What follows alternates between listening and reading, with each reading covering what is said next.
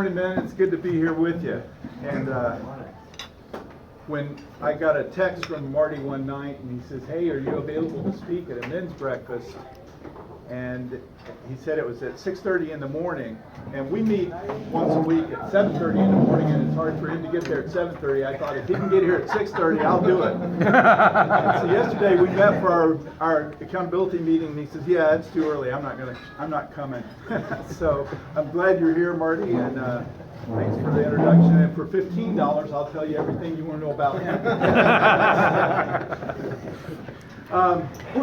I do want to speak about the topic that I was asked to speak on, that I think is one of the most important things for men to hear.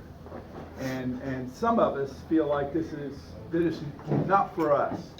But I'm here to tell you this morning, this what I'm going to speak on can actually save your life. And I say that because it saved mine. And I'll tell you a little bit more about that in a minute. But before I get to that topic, I want to tell you something that I'm sure you already know, but I want to make sure that you hear it again afresh. And that is that you have an enemy that is out to destroy you. Now, you might think it's that guy at work that's, jealous of you in your position, or you might have had a fight with your wife and you look at her as the enemy, but you have an enemy that is out to destroy you. Jesus calls him the father of lies. John writes about him and says he's the accuser of the brethren. And Peter, I like Peter's description of him best. He said he's like a roaring lion looking for someone to devour. I don't know if you've ever come face to face with a lion, but the roar itself can put chills down your spine. I know that firsthand. First opportunity that I had to go to Africa, about 25, 30 years ago, went to Africa for the very first time. And we went on a safari to Masai Mara. And you drive through this big gate, but there's no wall or fence connected to the gate. It's just a big gate in the middle of an open field, and you have to drive through that gate to enter Masai Mara. It's not like the wild animal kingdom down here where everything's barricaded off and fenced off, and it's out in the open. So we drive in, we pay the fee, and we go, and we just see animals everywhere. And we did see a lion that day, and then it started getting later. We pitched our tent, and we're in the middle of an open field. There's no barricades and fence around it. And we're getting ready to go to bed, and I asked the guide, I said, "Hey, who's going to protect us? Because there's no fences or anything here." And he says, "Oh, I will protect you." And I said, "Do you have a gun?" He says, "Oh, no. We are not allowed to have guns. But I will tame the lion if he comes." Now, I'm looking at this guy. He weighs about 90 pounds less. And I'm thinking, and I said, "So, how are you going to protect us?" And he says, "I have the lion tamer." Now, I don't know about you, but this looks like a stick with a root ball on the end of it to me. But he was serious, and he kept saying, "If the lion comes, I will protect you. I will tame him." Needless to say, when we climbed into that nylon tent that night, I didn't sleep very well, knowing that this guy with the stick was going to be my protector. And I did hear a lion that night, and it sounded like it was right outside the tent. And the next morning I asked the guy, and he says, "Oh yes, he was way away, but he's loud." And I said, "Yeah, he is." And I was told something about our enemy by this African man that probably had no education, but I've never forgotten it. And it's something that I think you need to hear. He said the lion, when he is tracking its prey, he always looks for the wounded animal because they're easy to pick. He said they look for the one that is wounded in some way. And he says there's another thing they do. When a lion is tracking its prey, he looks for the animal that is separated from the rest of the herd. They're by themselves. And he said, and the next thing, when a lion is tracking his prey, he looks for the one that's not paying attention. Now, if you watch the Animal Channel, or you'll see this gazelle by himself, eating grass or whatever he's eating, and you see the lion kind of in the tall grass until it's right on him, because he's not paying attention. And the reason I tell you that this morning is because some of us here, all of us here, have an enemy who's out to devour us. He is out to destroy us. And he's looking for the ones that are wounded. See, there's some of us that grew up with woundedness, and we've never dealt with it. We try to hide it, we try to push it away, we try to never deal with it. But your enemy knows your woundedness. And woundedness keeps us from being around other people. Because we're afraid if we get close to people, then they'll see our woundedness and they'll call it out. So we tend to isolate ourselves. He's looking for the one that's isolated.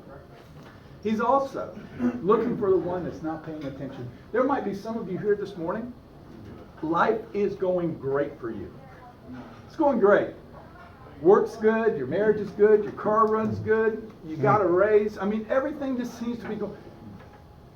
And you're not paying attention. He's still after it. So I tell you that this morning before I get to my topic that I was asked to speak on, because we have an enemy, you need what I'm going to talk about this morning. And that is accountability.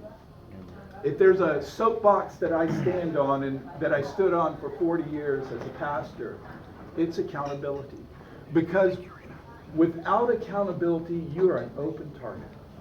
I love that you guys gather like this weekly and spend time together and get to know one another.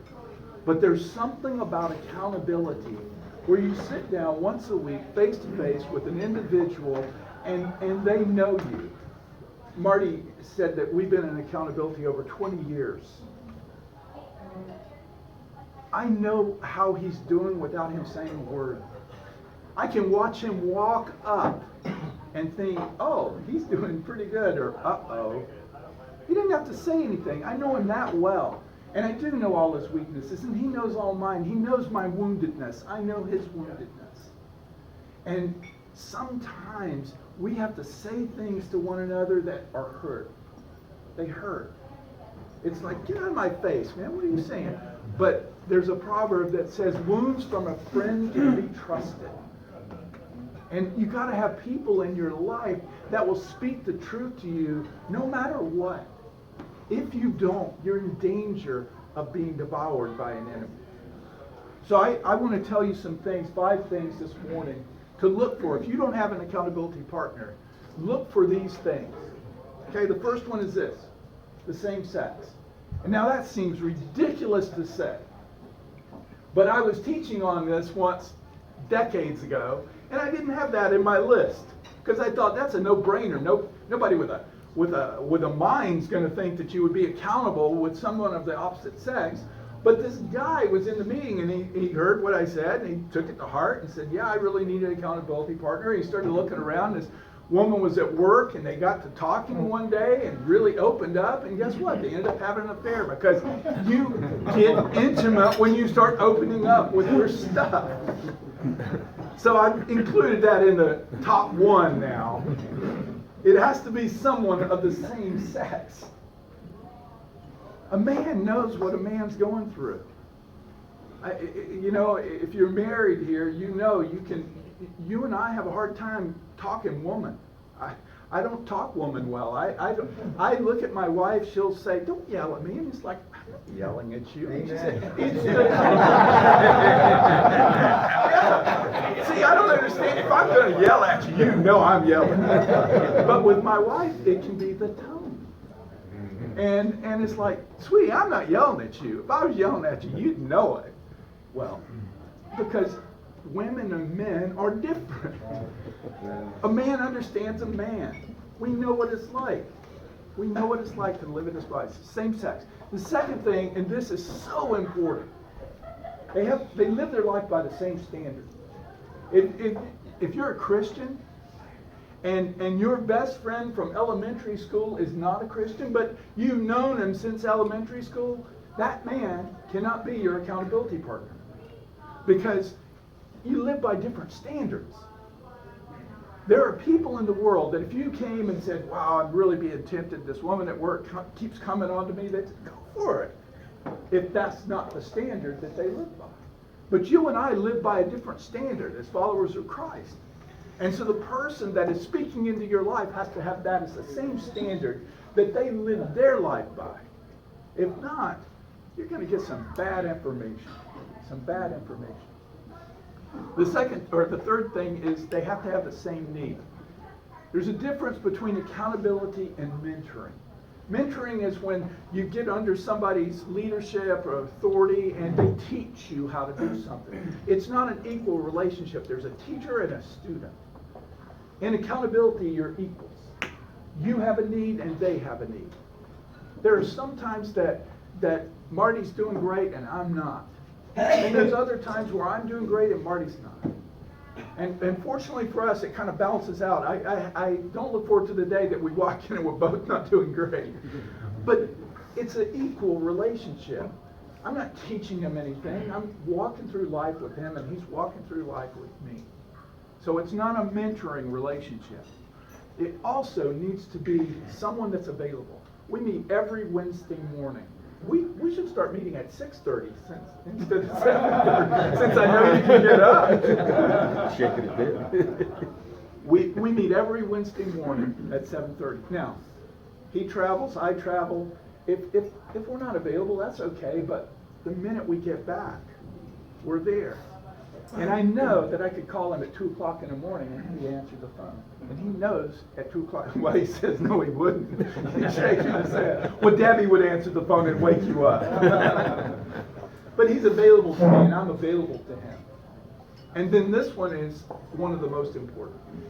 And we joked about it, but it's being confident. Having confidentiality with that.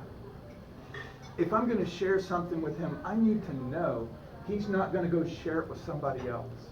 And the way you can see if this is true about somebody's life is how do they talk to you about somebody else? Because how they talk to you about other people is how they'll talk to other people about you. And so it's got to be somebody that can hold a confidence. Now, I said when I first started that this saved my life. I want to tell you how it worked. Before I moved down to Southern California, I lived up in Northern California, and I had another accountability partner up there. And we did the same thing. We met every week. We shared our life together. And my wife and I, if you were a part of my church, you know exactly what I'm talking about. We experienced this thing called the 7 hell years. We had a 7-year span in our marriage where we just were not doing well. Not doing well at all. And so, my accountability partner knew that, we're struggling in our marriage and that's when the enemy started creeping. So we're going through some stuff and this person started kind of being friendly with me. And at first I thought, it's just friendliness. It's just being friendly. And remember how I said the enemy, our enemy can be the father of lies, the accuser of the brethren. All of a sudden I started realizing that in my mind and the things that I was thinking, I started listening to what this woman was saying to me. And she was really coming on to me and really saying some things that, she wished we could be together. Folks, I hate to say it, but I was so lost in my own woundedness and my own pain that it never went beyond here, but it was ingrained in here. I thought about it all the time. And so one day, I'm walking with my accountability partner, and I start telling him about this person. Things that she had said and things that she said she wished could happen. And I was so deceived in my isolation, because I had kept this to myself for a long time. And then I thought, well, shoot, why do this if I'm not going to be honest? And I was so deceived that I thought, I'm going to tell him this, and he's going to say, go for it. So I told him what was going on, told him what I'd been thinking. And I'll never forget what happened. We were walking, and he stopped to the point that it was like, wait a minute, what happened? And I turned around, and I'm looking at him. I said, what are you thinking? He says, well, Gary, I understand. I understand why you would be interested. I understand the hurt that you're experiencing right now in your marriage and the promise of this. I get it. I get it. And I'm thinking, I'm so deceived in my own thinking that I'm thinking he's going to say, just do it. But he said these words. I could close my eyes. I can see his face. I can hear his exact words. He said, but if you do this, you'll have to give up being Gary Enniss because it goes against everything you believe and everything you stand for. Just that simple truth. And I can't tell you, it's like somebody turned the lights on, darkness left, light came in, and I saw it for the ugliness that it was, because it had been bouncing around up here by itself for a long time without me ever letting it out here. But the minute I let it out here with a trusted friend, and he spoke truth to my life, you'd have to give up being Gary Enniss because it goes against everything you believe and stand for. That truth turned on the light. I can tell you today, I never once talked to that person again. I never had another thought about that person again. It's like, boom. If I hadn't have had somebody in my life that was willing to speak truth into my life, even knowing that it's going to probably tick me off, I don't know what my life would have been. I don't know where I'd be today. We need this in our life because we've got an enemy that is out to destroy you. He hates you. He hates what you represent. When our brother this morning said, let's pray that somebody comes into your presence today and sees something in your life and you can tell them about Jesus. See, he hates you if you're open to that. Because he knows there are people out there today that he's got in his clutches.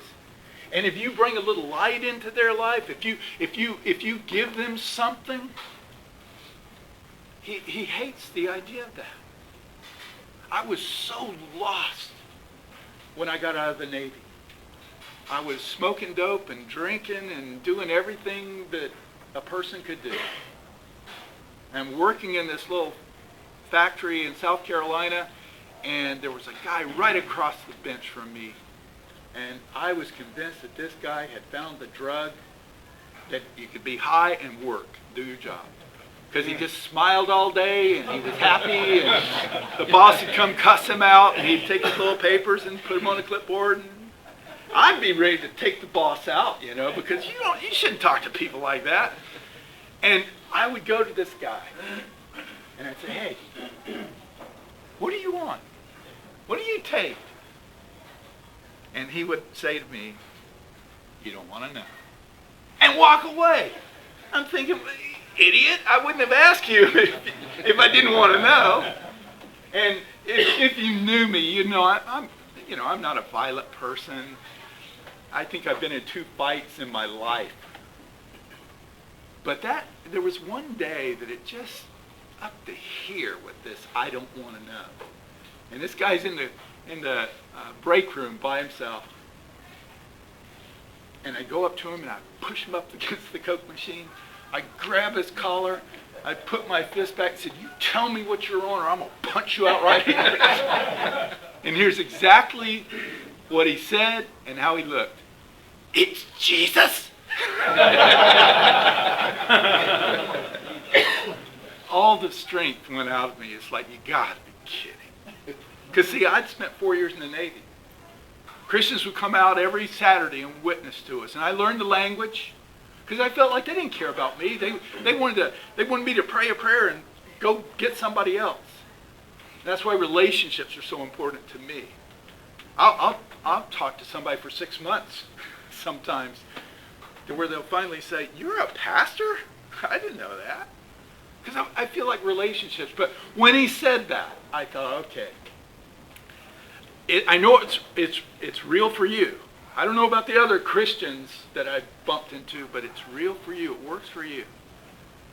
And he sent me to this little church, and you'd have to really stretch your imagination to get this picture in your mind, but I had hair about down to here. I had a beard like Chris over there, about down to here. I walk into this little church in South Carolina. I don't know if I had shoes on or not. I was old hippie.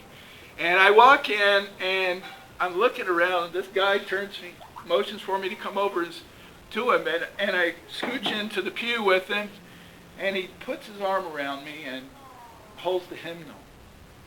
This was the first time I'd ever been touched by a man that wasn't in violence.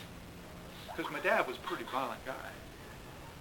And I thought, okay, well, there's this guy at work and this guy. That it's real for them. Folks, I became a Christian in that little church, and I have never looked back.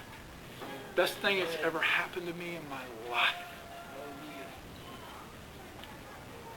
We have an enemy that wants to cause you not to follow what Jesus said. Jesus said, go into the world, make disciples. Amen. Teach them what I taught you. And that can be you just living the Christian life without a t-shirt that says Jesus loves you, without a 95-pound Schofield reference Bible in your hand. Just smiling. Just being happy. Just letting the love of God flow out of you. And there are people out there in darkness that are looking for some reason to keep living on this earth. My prayer for you today is that you will be that light, because there's a Gary Enniss out there that needs some hope, that needs somebody to come alongside them. And I would pray that that would be you, that you'd be open to be that for somebody. And realize that you've got an enemy out there that wants to cause you not to do that. And you need somebody in your life that'll walk alongside that with you and keep you protected from the enemy that wants to destroy you. So let me pray for us. I don't know what time you guys dismissed, but let me pray. Father, you know each one of our hearts. You know where we're at. You know what we've got in store for us today. Isn't that great? God, we don't know. We don't have a clue. We know what our plans are, but you can change. That can change instantly. But you know today. You know who we're going to talk to. You know who we're going to sit beside at lunch. You know who's going to come into our office, or who we're going to be connected with throughout this day. I pray for each one of the men here that you would right now equip them. Cause them to be open.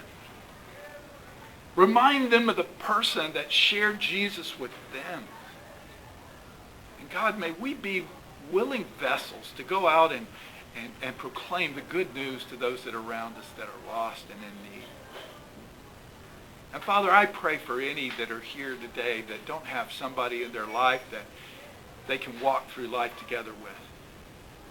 Father, bring them into contact with that person that can be iron sharpening iron. Father, I ask that you use this group continually to minister to men, and that, God, we will be examples to those around us that just shine light for who you are in us. So bless our day, God. I pray it in Jesus' name. Amen. Amen. Thank you, man.